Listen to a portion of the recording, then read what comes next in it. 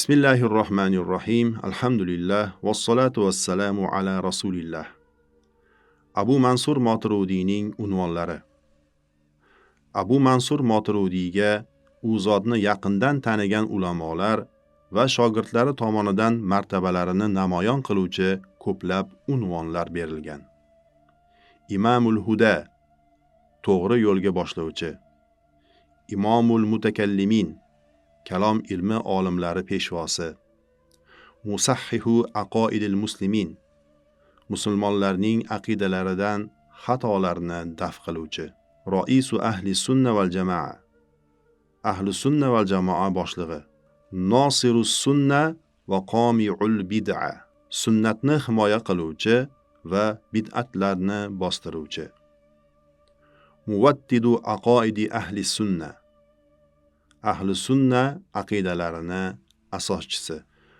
Oldinlari musulmonlar ayrim ulamolarni ulug'lab, Shayxul Islom, islom dini shayxi, Faxrul Islom, islom dini faxri, Hujjatul Islom, islom dini hujjati, Najbul ulamo, ulamolar yulduzi, Mufti Saqolayn, insu jin muftisi, Lisanul mutakallimin, mutakallimlarning so'zlovchi tili kabi unvonlar bilan ataganlar.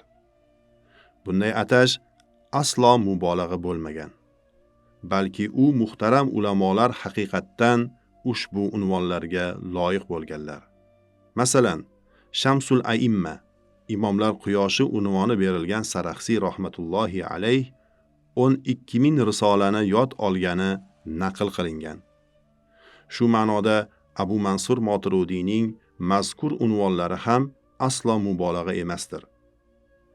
Ulamolar aytadilarki, Hujjatul Islom, islom dini hujjati deyilganda faqat Imom G'azzoliy tushunilganidek, Imamul Huda, to'g'ri yo'lga boshlovchi deyilganda ham faqat Imom Moturudiy tushuniladi.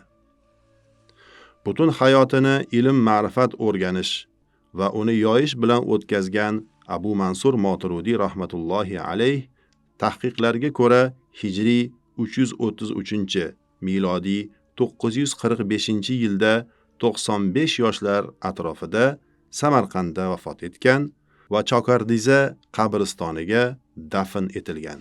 Alloh taolo Imom Moturudiy bobomizga mo'l-ko'l mukofotlar ato etib, yotgan joylarini jannat bog'laridan qilgan bo'lsin. Assalomu alaykum va rahmatullohi va barakatuh.